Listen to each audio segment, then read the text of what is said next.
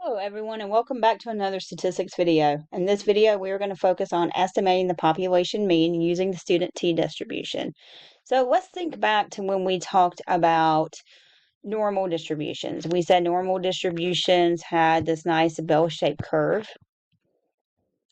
and we talked about standardizing values using the z-score, x minus the mean divided by the standard deviation.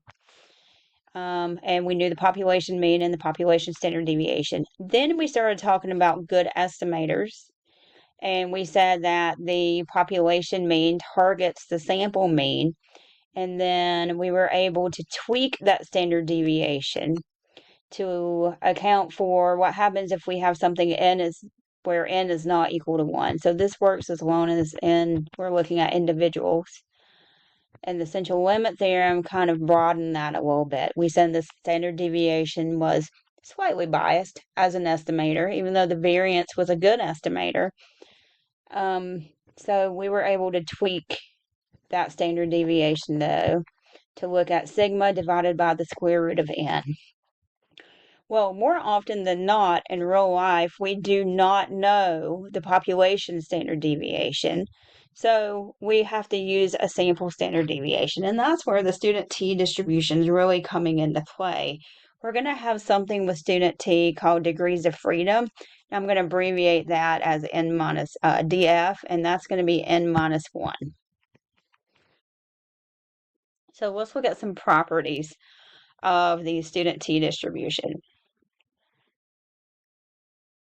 So just to show you a graph, this blue one, that would be your standard normal distribution. And notice that the graph is still going to be symmetric even if n is a different size, like 15 or 5. It's still going to have some symmetry properties, but the shape changes just a little bit depending on how big n is. The larger n gets, the closer it will get to that standard normal distribution. So what are some properties of the t-distribution? First property, the t-distribution is going to look different for different degrees of freedom. We can see that modeled here. The t-distribution, and we're talking about the standard t-distribution, is going to be centered at 0, and it's going to be symmetric about that value of 0, which is really similar to that standard normal. It was symmetric about 0.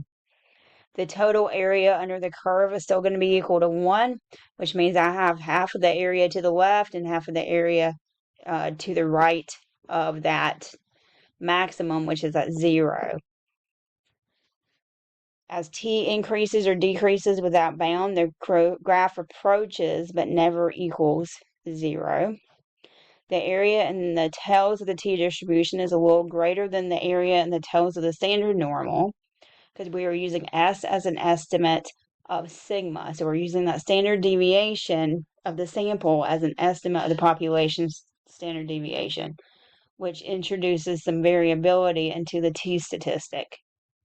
And that's what happens more often than not in real life. We don't know what's going on with the population because the population is usually so large that we can't get all of that data. So we use a sample, maybe a simple random sample, and then we analyze that sample. And then as the sample size increases, the curve is going to get closer to the standard normal curve. So let's look at how do we construct a confidence interval. So if we're going to construct a confidence interval, we're going to take our mean and we're going to subtract t alpha over 2 times s over square root of n. So this is going to be our error that's associated with that. And then we're going to take that upper bound. To find the upper bound, we're going to take x bar, which is a sample mean, and we're going to add the error to it. So we're going to have to figure out what is this t alpha over 2 value, and we're going to use a t-table to help us do that.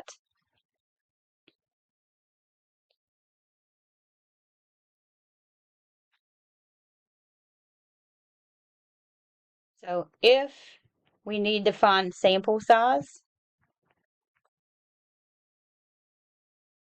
we could simply take this equation and solve it for n. So let's look at how we would do that. Remember, this is just going to be a number. It's just going to be represented by t alpha over 2. So we could divide both sides by t alpha over 2.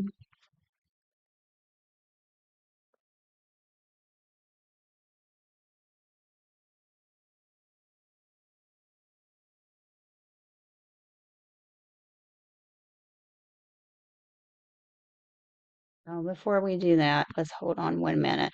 So if we don't know the sample size, and that's what we're trying to find, determine the sample size, then we really won't know what that T alpha over 2 is because we need to know how large the sample is. So a good estimate would be using Z alpha over 2. So I'm going to replace that T alpha over 2 with Z alpha over 2 because it's going to be really close to the value. It's not going to be exact, but this would give us a way to figure out what n is. So where did that formula come from? It came from solving this equation for n. So we're going to divide by that z-score value. And that's going to be equal to s over square root of n. And now let's divide by s, or we could think about as multiplying by the reciprocal. So I have e over s z alpha over 2 is equal to 1 over square root of n. And now I'm going to flip both sides of the fraction. As long as I do the same things to the both sides is a legal move in math. And then lastly, we would square both sides. And when I square both sides, I'll get this. So if you're wondering where that formula came from, that's where the formula would come from. And we'll see an example of that later. So let's look at a few examples. We have a simple random sample of size n that's drawn from a population that's normally distributed. That's important. The sample mean is 108. And the sample standard deviation is 10.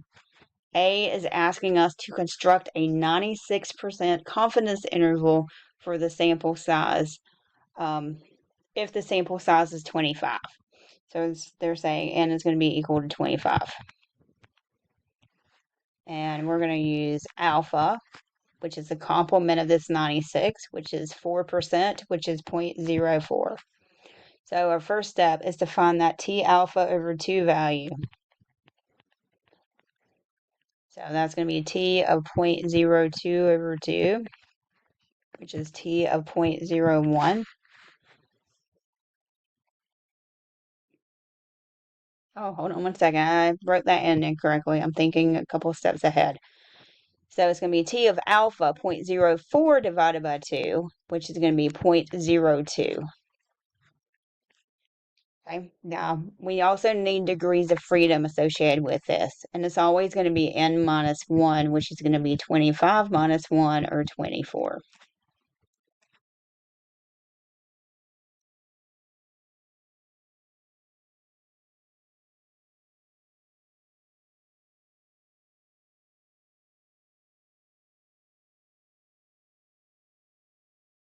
So we're finding that critical value, just like we did with proportions. We have 0.02 in that left tail. We want to know what is that cutoff score that separates that top 2% from the rest. Remember that alpha over 2 is what's happening in each of the tails. 4% would be total in both of the tails if we were to add it together. So we are going to go to SALT and find that value. Under SALT, I'm going to use the distribution calculator, and we want the T distribution. Our degrees of freedom is 24. And I want to know what's going on in that right tail, so I'm going to choose right tail. And I want that area to be 0.02.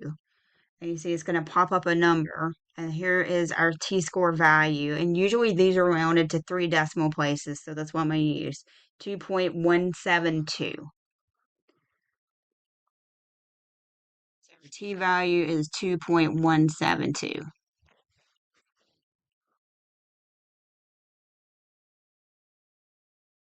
So let's walk through this one by hand. We would start with the error. The error formula is T alpha over 2 times S over square root of n. So that's going to be 2.172. That's our T alpha over 2. our sigma was 10, or our standard deviation rather was 10, and this is going to be over the square root of 25. So I'm going to plug that into a calculator, and I am using one off screen. And that's going to give me 4.344. So there's our error. So to find our confidence interval, we're going to take that mean and add and subtract the error. So for us, that's going to be the mean of 108. And we're going to add and subtract 4.344. So my lower bound, if I take 108 and subtract 4.344, I'm going to get 103.656. And if I take 108 and add 4.344, I'm going to get 112.344. So there's my confidence interval.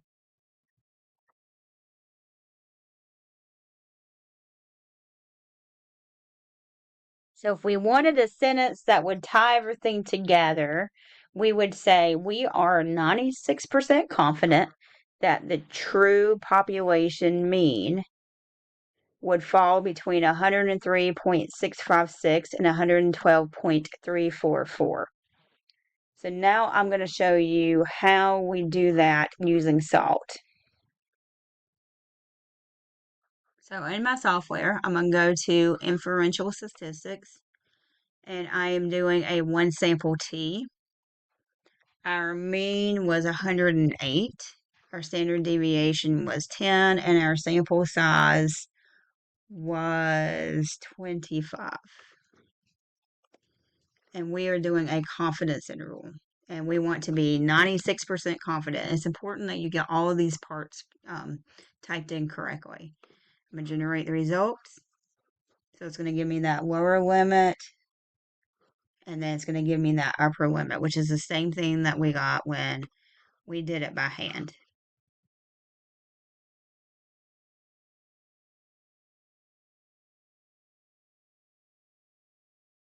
All right, so let's look at the next part. Part B, they're asking us to construct a 96% confidence interval, but now n is going to be 10 instead of 25. So let's look at that. And we will, instead of doing that by hand, we will do that using SALT. So our standard deviation is still 10. Sample means the same. We're just changing that sample size to something smaller. Still looking at 96% confidence. So now our limits are between 100.42 and 115.58.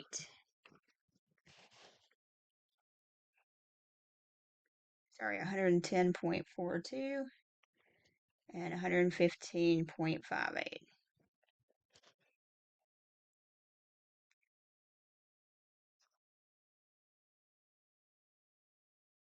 So look at what happened to our confidence interval. When our sample size went down, our interval got a little bit wider. Instead of going from, not wider, narrower. Instead of going from 103 to 112, we're now between, I think I typed that in wrong. Give me just 1 second. I'm so sorry. I think I typed that in. Yeah, it's supposed to be 100. I was going to say.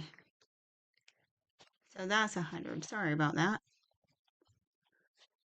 So it goes from 100 to 115, whereas when we had a larger sample, we went from 103 to 112. So why did that happen? That happened because our error is a little bit different here. So if we were to look at that error, which is going to be T alpha over 2 times S over the square root of N. Let's find that error. We're still at 96% confidence, so this is still going to be 0.04 divided by 2, which is T of 0.02, but our degrees of freedom is going to be different.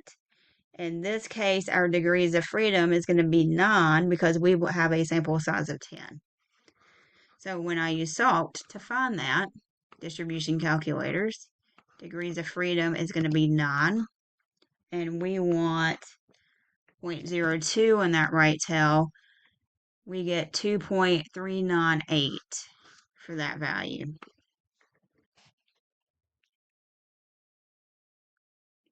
That's that value. And then we're going to multiply by the standard deviation divided by the square root of n. We're going to divide by the square root of 10.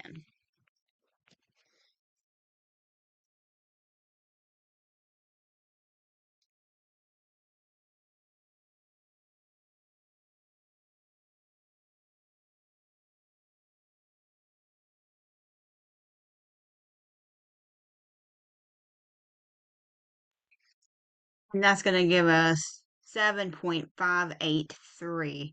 So if I were to find that confidence interval, I'm going to take 8 and add and subtract that, and that's where these values are coming from. So you can see that changing that n value here really changed that error by a good bit. And the reason that is because we end up dividing by a smaller number. The square root of 25 is 5. So when I divide this, I get something larger, but when I divide this by something smaller, I get something smaller, but when I divide this by something smaller, I now get something that's a little bit bigger. So let's look at C. C is asking us to construct a 90% confidence interval, and the sample size is going to be 25. So we're going to compare this to what's going on in part A. So here's our confidence interval from part A. So I can go to SALT and find that confidence interval, and this is what I'm going to get. I'll show you how to do that. So we're going to go to inferential statistics, type in everything you know, and then we're going to do that confidence interval. And here's my lower bound and upper bound for that confidence interval.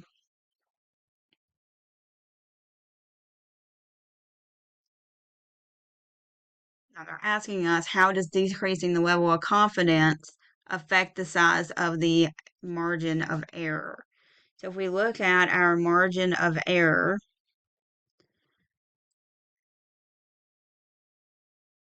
it's really the t-score that's being affected. So a 90% confidence interval means that our alpha is going to be 10%.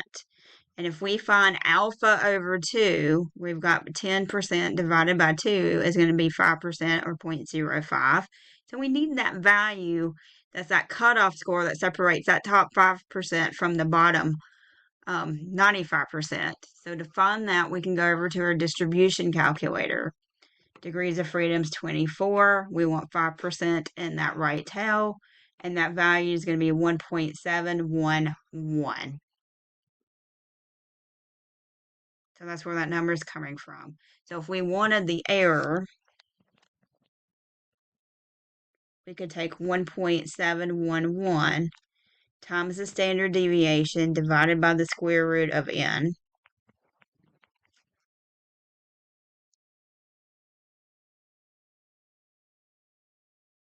We're going to get that error. I got 3.422. So you can see how much smaller this is compared to that other one from part A. And that's because that margin of error, confidence interval level changed. So it made that interval more narrow.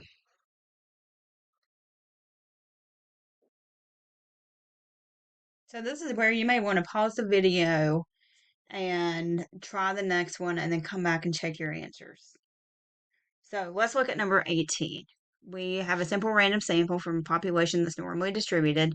The mean is 50 of the sample, and the standard deviation S, which is the sample standard deviation, is 8.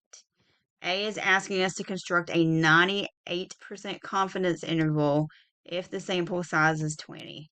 So we're going to go to SALT, type in all of our information. I'm going to inferential statistics, one sample T. Our mean is 50. Our standard deviation is 8. And we are looking at a size of 20. So here is our confidence interval, 45.91 and 53.09. Oh, hold on one second. We've got to change the confidence interval. Don't forget to change that. This one was, I think it was 98%, right? Yes, 98%. Now let's try that again. 45.46 and 54.54.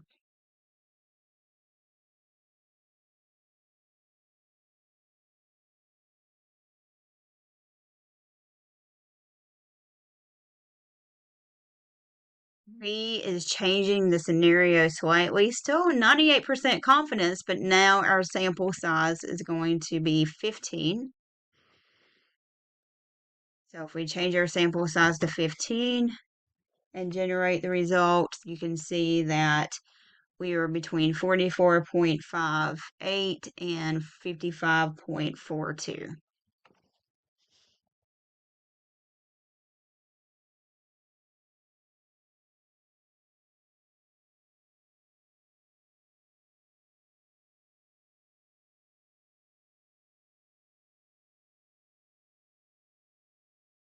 So changing that sample size between these, changed that confidence interval and made it just a little bit different.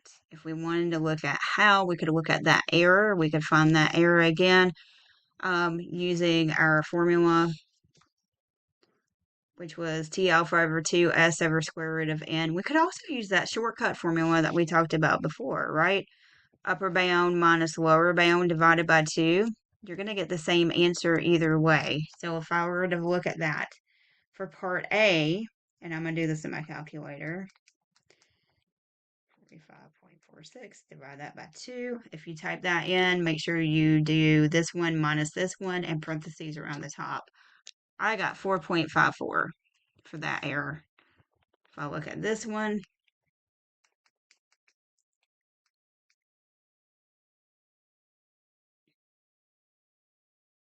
I get 4.92. So slightly larger error because our sample size decreased.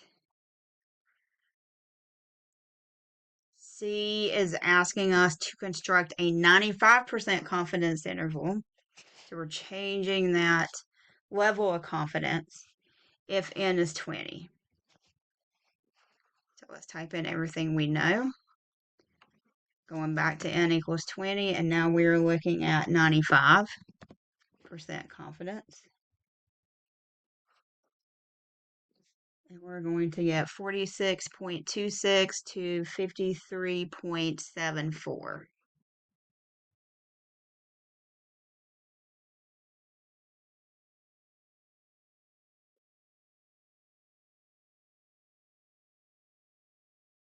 So if we wanted to figure out that error, we could do upper minus lower divided by 2, or we could use the formula and find the t-score. I'm going to use the shortcut formula. And I got 3.74 for that error.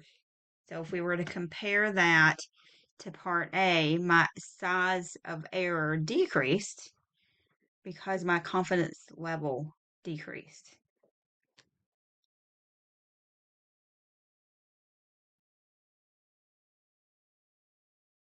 So then D is asking us, could we have computed the confidence intervals in parts A through C if the population had not been normally distributed?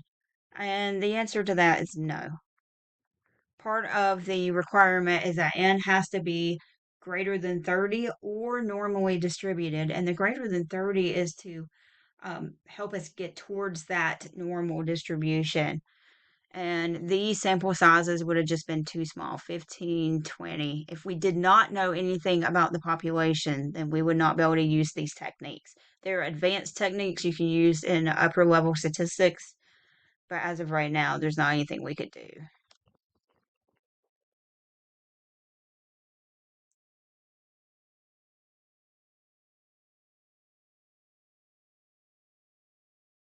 You got to follow that central limit theorem. So let's look at number 22. 22, a 90% confidence interval for the number of hours that full-time college students sleep during a weekday has a lower bound of 7.8 and an upper bound of 8.8. There's our confidence interval. And they're asking us which of the following represents a reasonable interpretation of the result. Remember, when we want to interpret that result, we want to talk about how confident we are in our answer. So it's not it's not looking at 90% of full-time college students.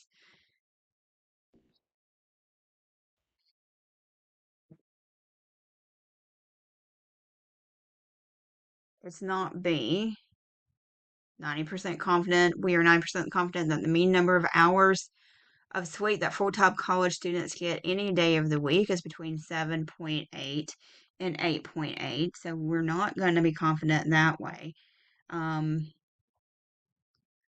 There's a 90% probability. That's not correct. The confidence interval is 90% is referring to how confident we are that the parameter we're looking for is between those two bounds. So the answer to this one is D. We are 90% confident that the mean number of hours, that's our parameter we're looking for. Okay, we are looking for the mean here of sleep that full-time college students get during weekdays. And that's important because we're not including weekends here. We're talking about weekdays. Is between 7.8 and 8.8 hours. So let's look at another one. We have a data set and we're trying to find the confidence interval from the data set. So to use SALT, we're going to go to Excel, type in the data set, and then save it as a CSV file. So I'm going to do that. So I've typed in all my values. I'm going to go to File, and I'm going to do a Save As. And call it example, and I'm saving this as a CSV file. Let me save this to my desktop. Save. So then we're going to go to SALT, dataset, and we need to upload.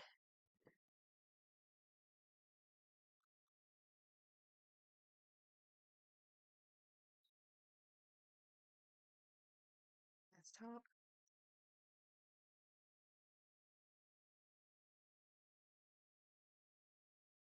So there it is. And I'm going to select, that's the first entry in the first column. Select. So there's all my rows. I did not keep that one. So let me add a row and put that 4.58 in there. I keep forgetting that it does a title there for that. All right, so there's all my entries. They do not have to be in order.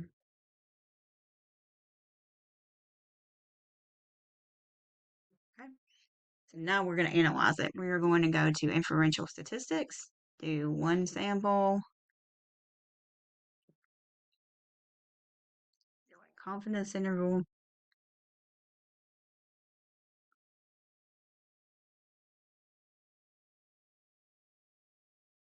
So we're going to pull out the information that we need for our confidence interval under inferential statistics.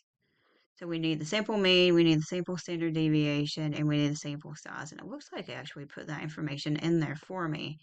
So my mean is 4.89, standard deviation is 0.3194, and sample size was 12. So I pulled all that in, and we are looking for a 95% confidence interval.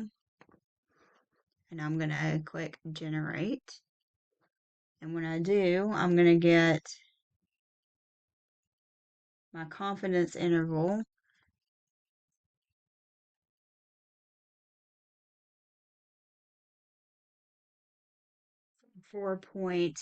We'll go 3 decimal places. So 690 to 5.095. So let's write that down.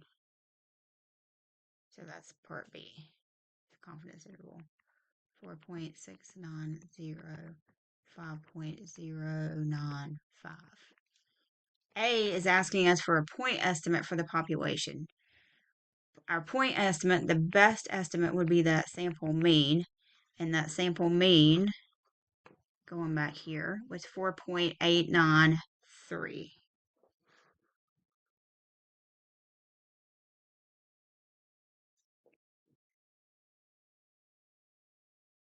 We wanted a sentence that would tie everything together. Could say something like, we are 95% confident that the true mean pH of rain for this county in West Virginia is between 4.690 and 5.095. C is asking us to construct a 99% interval. So we're going to go back over here to salt, change this to 99.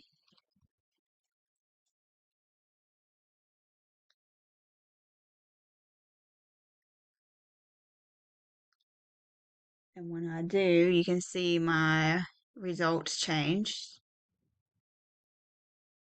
from 4.606 to 5.179.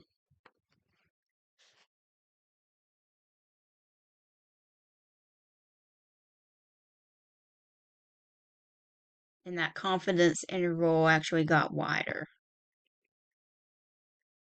And it got wider because that error got wider.